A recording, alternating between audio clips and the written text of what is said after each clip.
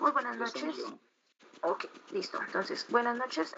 Les damos una bienvenida a este pequeño debate titulado Perspectivas sobre el conflicto social desde la visión de Marx, Simmel y Coser.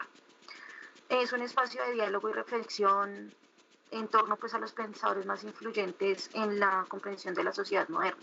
El objetivo del encuentro es algo muy sencillo, es contrastar y analizar las visiones de Karl Marx, George Simmel y Lewis Coser respecto a lo que es el conflicto social, entendiéndolo no solo como una fuerza destructiva, sino como también un elemento dinamizador de cambio y de cohesión social. Entonces, en este caso, nos acompañan dos participantes que van a ser Patricia Beltrán y Jason Rodríguez Arias, frente a las tres postulados. Entonces, en este caso, para iniciar desde la perspectiva de Marx, la vamos a abordar lo que sería iniciando de que el conflicto social no es una consecuencia anormal, es algo que es inherente al sistema capitalista. Entonces, Marx nos decía que en la historia de la humanidad es en esencia una lucha de clases. Siempre va a tener que generarse esa lucha de clases para poder generar cambios en el mismo sistema social, ¿sí? Entonces él nos decía que no se genera solo por tensiones, sino también por necesidades de cambio histórico. Entonces, él nos impulsa o él nos indica que esto es el impulso que genera la transformación porque busca superar esas relaciones de explotación que se generan entre las clases sociales desde la burguesía y el proletariado. ¿Sí? Esto es lo que hace que se genere pues a raíz de esa precarización laboral y a raíz de la concentración de capital en unos pocos. Entonces eso hace que siempre los ricos vayan a ser más ricos, los pobres más pobres a pesar de que se esfuercen y se sigan pues entregando su labor. Esto lo podemos ver en la actualidad frente a lo que serían, por ejemplo, desde la visión marxista, entrémoslo a ver de lo que serían la precarización de trabajos desde el hecho de ver como plataformas digitales. Entonces tenemos a Rappi, tenemos a Didi, tenemos a todas estas cuestiones que se dan en donde los salarios que se le pagan a los empleados son irrisorios, pero los que manejan las aplicaciones son los que generan, pues como tal, los dividendos, ¿sí? Y se mantiene esta lucha de clases. Entonces esta es una teoría, un postulado que se va a mantener vigente durante la construcción de la sociedad y esto se evidencia a raíz de, pues, de toda esta precarización y se va a mantener esta visión. O sea, es algo que no cambia y que se necesita en cierta forma para poder generar cambios y revoluciones en estos mismos eh, entendimientos del sistema social. Bueno, buenas noches. Mi nombre es Hola, ¿cómo Jason están? Rodríguez y bueno, con Patricia hacemos parte de estas dos ponencias que están debatiendo precisamente estas tres corrientes que nos proponen estos tres autores. Y por mi parte, yo quiero agregar el lado opuesto. A pesar de la relevancia de Karl Marx, que comprende las desigualdades sociales, su teoría yo creo que ha recibido críticas por su visión reduccionista y determinista de la realidad social. Digamos que uno de los contras que se postula ante esta corriente puede ser el que reduce el conflicto a factores puramente económicos, dejando de lado otras dimensiones muy importantes como la cultura, como la religión, como la identidad o, por ejemplo, el género, que también generan tensiones y transformaciones sociales. Además, su propuesta de esta resolución del conflicto de clases conduciría a una sociedad sin desigualdad ha sido muy cuestionada, digamos que por los sistemas políticos que en el futuro, después de esta corriente que fue por allá por los 1800, después de esta corriente, digamos que hubieron políticos, se hizo política y digamos que se formaron, digamos que sistemas bien estructurados como por ejemplo el socialismo, ¿sí? Que fue derivado del marxismo, que no lograron eliminar las jerarquías de poder, sino que en algunos casos crearon nuevas formas de dominación.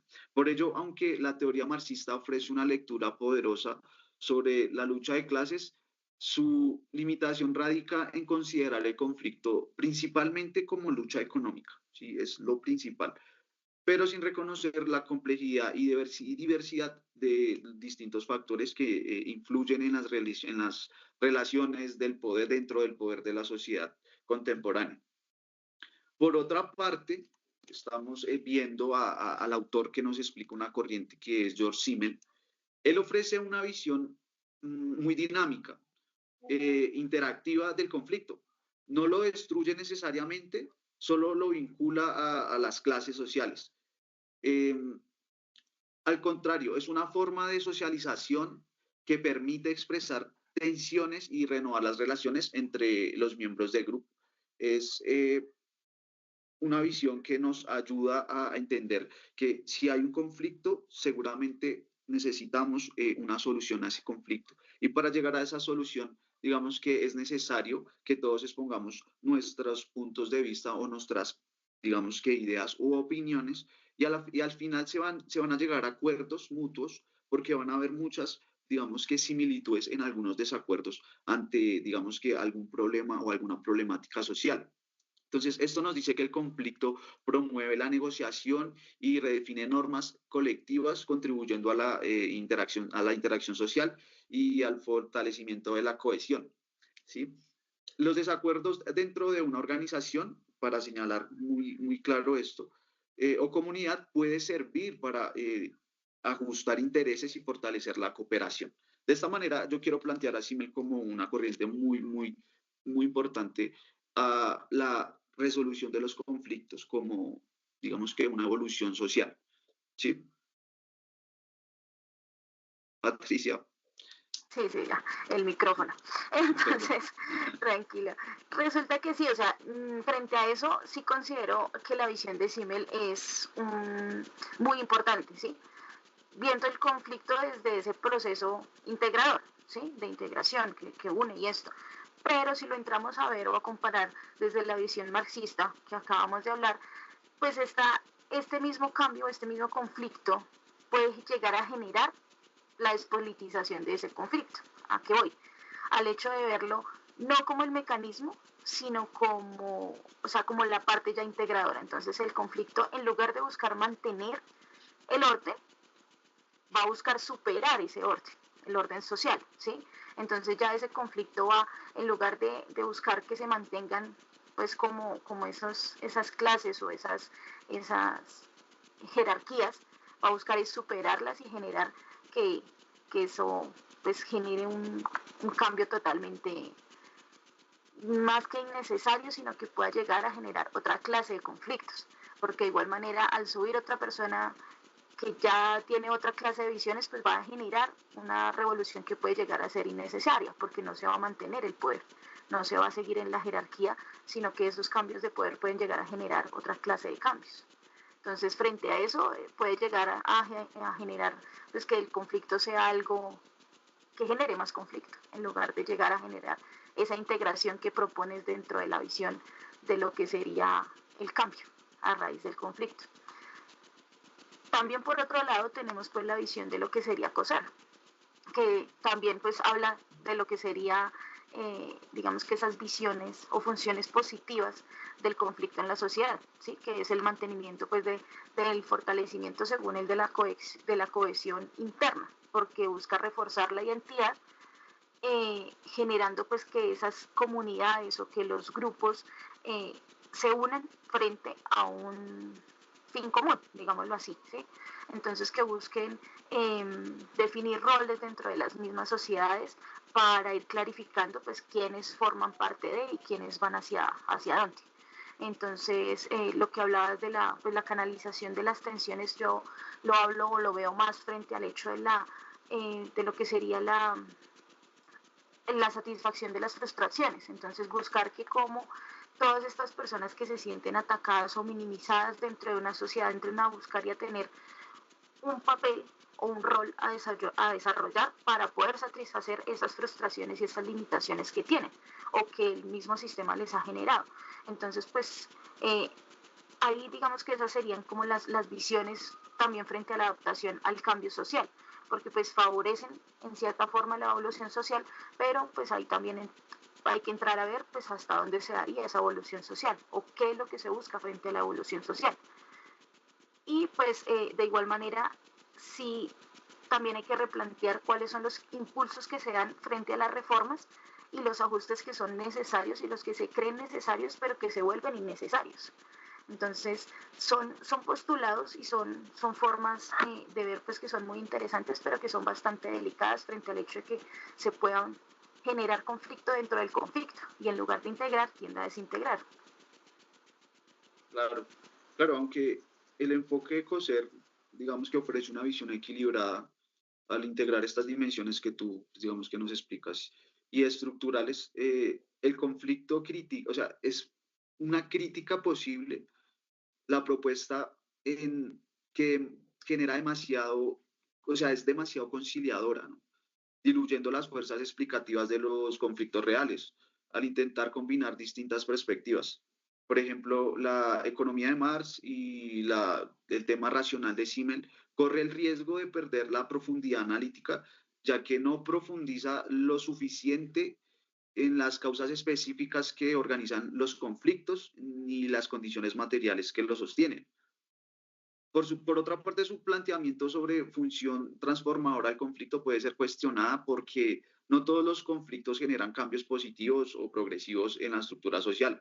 Algunos, por el contrario, pueden reforzar las desigualdades y conciliar sistemas de dominación. En ese sentido, la propuesta de Serrano puede ser considerar, o sea, es demasiado optimista con respecto a la capacidad del conflicto para producir transformaciones, digamos que equilibradas, justas dentro de la estructura social. Bueno, ya para terminar, tenemos unos pros y unos contras que ya explicamos de cada autor y digamos que tengo tres conclusiones precisas para cerrar, digamos que esta explicación de estas dos posturas que tuvimos con Patricia. Y digamos que una de las conclusiones es que el conflicto desde la perspectiva sociológica se revela como un fenómeno esencial en la construcción y transformación de la sociedad. Aunque cada autor lo aborda desde diferentes ángulos, todos coinciden en que es una fuerza que impulsa el cambio y redefine las relaciones de poder. Para Marx, la lucha de clases representa el motor histórico de las transformaciones sociales, pues expone las contradicciones estructurales del capitalismo. Sin embargo, su visión resulta limitada al reducir el conflicto a esfera económica, como ya habíamos explicado esa postura con Patricia, dejando de lado otros factores culturales simbólicos que también influyen en las dinámicas sociales. Eh, Simmel, al considerar el conflicto como una forma de socialización, aporta una mirada más integradora que permite entender cómo las tensiones pueden fortalecer la cohesión de los grupos. No obstante, su enfoque puede parecer ingenuo frente a los conflictos estructurales que se perpetúan en la desigualdad y el poder dominante. Y para terminar con Coser, él plantea una síntesis entre ambos enfoques, reconociendo la dimensión estructural y funcional del conflicto. Su visión destaca el papel transformador de las tensiones sociales, aunque puede ser criticada por su carácter conciliador y su tendencia a generalizar procesos complejos. Yo creo que con estas cuatro conclusiones finalizamos este debate y muchas gracias a Patricia, a mi compañera, por estar, digamos que, expuesta para este debate. Muchas Patricia. gracias, Jason. De igual manera, excelente diálogo el que pudimos generar. Eh, Importante, pues, de igual manera también mantener que son, a pesar de que son postulados de ya hace bastante tiempo, siglos atrás, se sigue manteniendo y se van a seguir manteniendo. Entonces, que es necesario también tener en cuenta que cada sociedad o cada etapa en la sociedad va a seguir generando que estos mismos postulados tengan esas adaptaciones, porque no son postulados que se limiten al siglo pasado o a este siglo, sino que van a seguir siendo adaptables a la sociedad en la que cada cual se desarrolla. Y también pues que hay que tener en cuenta que todo va también desde el hecho del sujeto y del entorno en el cual se desenvuelve, porque es algo que tiene que entrarse a ver desde la parte subjetiva, desde la crítica y desde el análisis, pues como lo entramos a hacer muy cortamente con Jason. Muchísimas gracias y excelente noche. Ok, gracias, Pat.